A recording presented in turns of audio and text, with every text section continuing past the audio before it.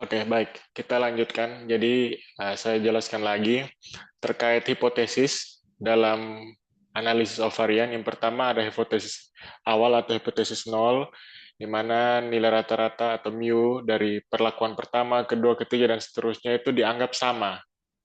Sedangkan hipotesis alternatifnya itu minimal ada sepasang mu yang tidak sama dengan nilai lainnya begitu, atau dari metode atau treatment lainnya.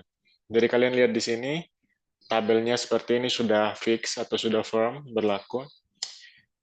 Jadi di sini ada treatment atau perlakuan, error atau galat. Jadi total sum square itu adalah jumlah, sum itu jumlah, square itu kuadrat, degree of freedom itu derajat bebas, mean square itu rata-rata kuadrat, dan adalah F hitung. Kita lihat di sini, sum square dengan treatment, rumusnya adalah total dari sampel NI dikalikan dengan standar deviasi atau pencilannya, yaitu biasa kita hitung adalah Y bar dikurangi dengan Y rata-rata. Jadi nilai tiap uh, perlakuan itu atau total nilai dari tiap sampel kita kurangi dengan rata-rata dari tiap perlakuan dikuadratkan. Makanya di sini ada namanya sum square treatment, total kuadrat dari perlakuan. Ada namanya sum square error. Jadi sum square error atau total kuadrat dari galat, jumlah kuadrat galat biasa disebut dalam bahasa Indonesia, itu adalah perkalian dari jumlah keseluruhan sampel. Jadi misalnya sampel perilaku 1 ada 4, perilaku 2 ada 4, perilaku 3 ada 4, berarti totalnya semua 12, dikalikan dengan total semua itu dikurangi dengan nilai rata-ratanya dikuadratkan. Jumlah dari sum square treatment dan sum square error, di sini kita dapat sum square total. Nanti kita tinggal jumlah dari kolom ini, dari sel ini ditambah dengan sel ini, jumlahnya di bawah. Setelah itu ada namanya kolom degree of freedom atau derajat bebas. Jadi di situ nanti jumlah dari semua treatment dikurangi 1. Di bawah sini jumlah dari semua total sampel dikurangi dengan 1. Jadi 1 itu kurangi tambah, jadi kolom ini, sel ini ditambah sel ini, kita dapat jadi degree of freedom total degree of freedom. Mean square itu rumusnya sum square dari treatment atau jumlah kuadrat uh, perlakuan JKP dibagi dengan degree of freedom-nya atau derajat bebas. Begitu pula mean square untuk error adalah hasil dari sum square of error atau jumlah kuadrat galat dibagi dengan degree of freedom dari galat. Hasil untuk F hitung perbandingan dari mean square treatment dibagi dengan mean square error. Nanti kita dapat nilai F hitungnya sebelum kita bandingkan dengan apa yang tertulis dalam F tabel. F hitung lebih besar dari F tabel, maka kita menolak hipotesis awal kita, yaitu ada nilai rata-ratanya itu semua sama untuk keragamannya. Yang artinya minimal ada sepasang kelompok, mau kelompok 1, kelompok 2, kelompok 3 yang memiliki rata-rata berbeda. Pemberian perlakuan berbeda memberikan efek yang berbeda. Kita lihat mungkin ada contohnya. Oke. Oke, di sini bisa kalian lihat ada contoh dari buku Statistika Donald Walpole. Ini saya ambil materinya dari channel YouTube Kuliah Statistik. Nanti kalian bisa akses juga.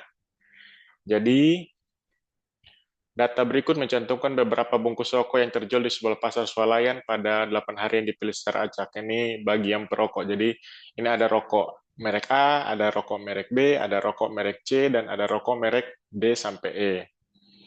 Kalian bisa lihat di sini, ada berapa sampelnya, kalian lihat.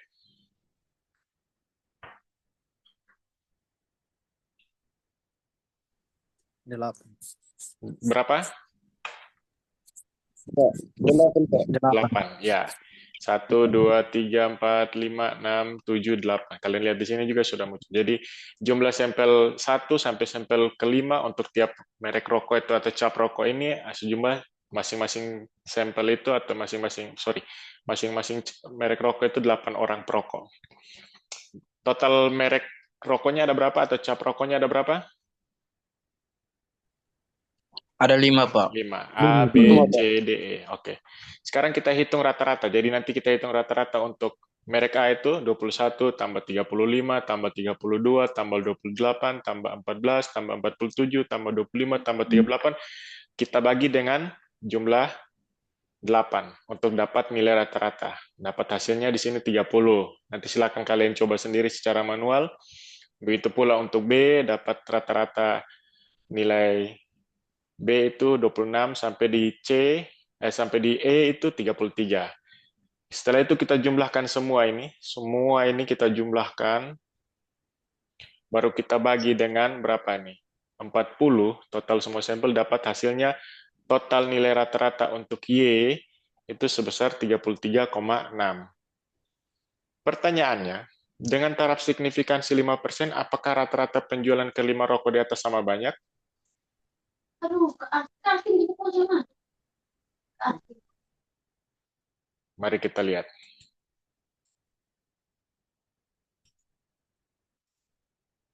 Nah, ini rumusnya. SSTR, sum square treatment. Jadi di situ jumlah sampelnya,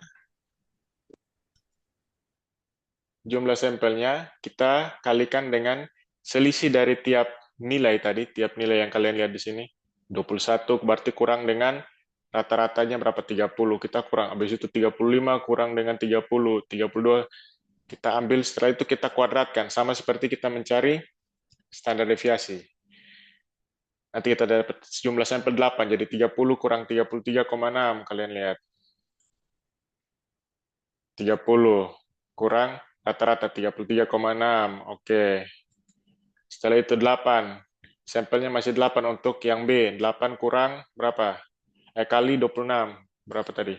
Oke, di sini rata-rata untuk yang B 26 kurang rata-rata total 33 kurang 6. Seterusnya sampai yang terakhir untuk rokok merek E, jumlah sampelnya 8, rata-ratanya berapa? Rata-ratanya 33. Kita kurangi dengan rata-rata total 33,6. Enam. Sorry, iklan. Oke. Setelah kita hitung semua, tambah dari tiap cap itu, dapatnya nanti jumlahnya 1225,6. Itu kita baru dapat yang sum square of treatment. Sekarang sum square of error. Sum square of error itu masing-masing, kalian lihat, hitung dari ujung di sini sampai ujung di sini. Jadi masing-masing nilai itu kita kurangi dengan nilai rata-ratanya. Jadi tadi yang 21 yang awal ini kita kurangi dengan 30 kuadratkan. 35 kurang 30 kuadratkan sampai terakhir 38 kurang 30 kuadratkan. Untuk yang rokok merek B begitu, 35 kurang 26 kuadratkan, 12 kurang 26 kuadratkan, 27 kurang 26 kuadratkan. Untuk rokok merek E 45 kurang 33 kuadratkan, tambah 29 kurang 33 kuadratkan, sampai terus 30 kurang 33 kuadratkan, begitu. Nah ini, dapat hasilnya 2.986. Nah, setelah itu, apalagi? Kita hitung MS, ini, tabel yang ini. Sorry. Kita hitung MSTR atau mean square of treatment, yaitu sum square of treatment kita bagi dengan degree of freedom. Berapa? Nilainya tadi apa? 1225,6 dibagi dengan total perlakuannya ada berapa? 5 kan? 5 merek, kita kurangi 1 dengan derajat bebasnya, dapatnya 306,4. Sekarang mean square error. Mean square error berapa? Total square error ini kita bagi dengan total dari square errornya. Square errornya berapa? Ada, mari kita lihat square error.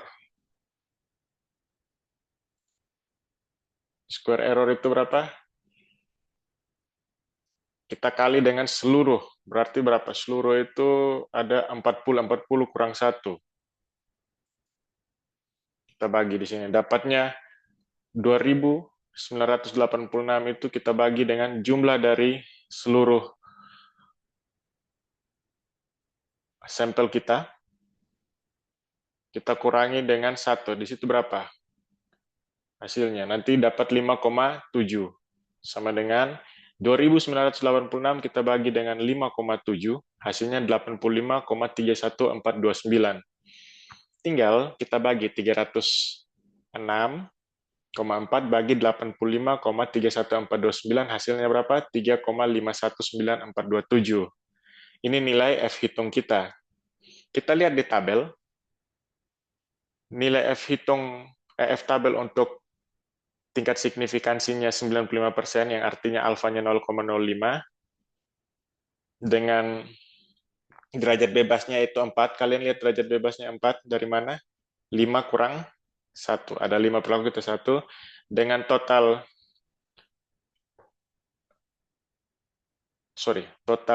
sampelnya 40, kita kurangi dengan 5, dapatnya 35. Dapatnya nilai F tabelnya adalah 2,64164. Mana yang lebih besar? Yang kita hitung, F hitung kita atau F tabel kita?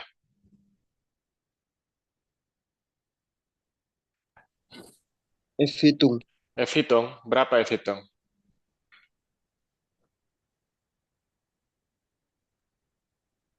3,51947. Oke, lebih besar F hitung dibanding F tabel. Artinya kalau F hitung lebih besar dari F tabel, kita tolak H0. Kita terima H1. Artinya, rata-rata penjualan dari kelima rokok tersebut itu berbeda.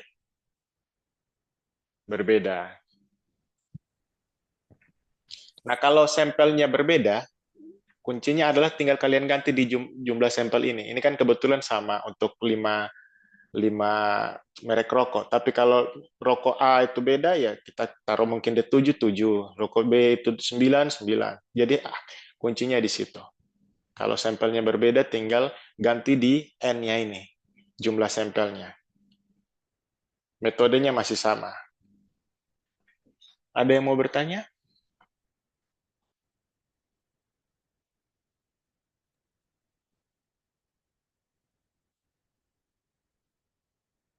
Halo, ada yang mau bertanya? Pas, Pak. Oke, kalau sudah pas, saya rasa kita cukupkan sampai di sini. Nanti saya bagikan videonya ya. Ya, Pak. Iya, Pak.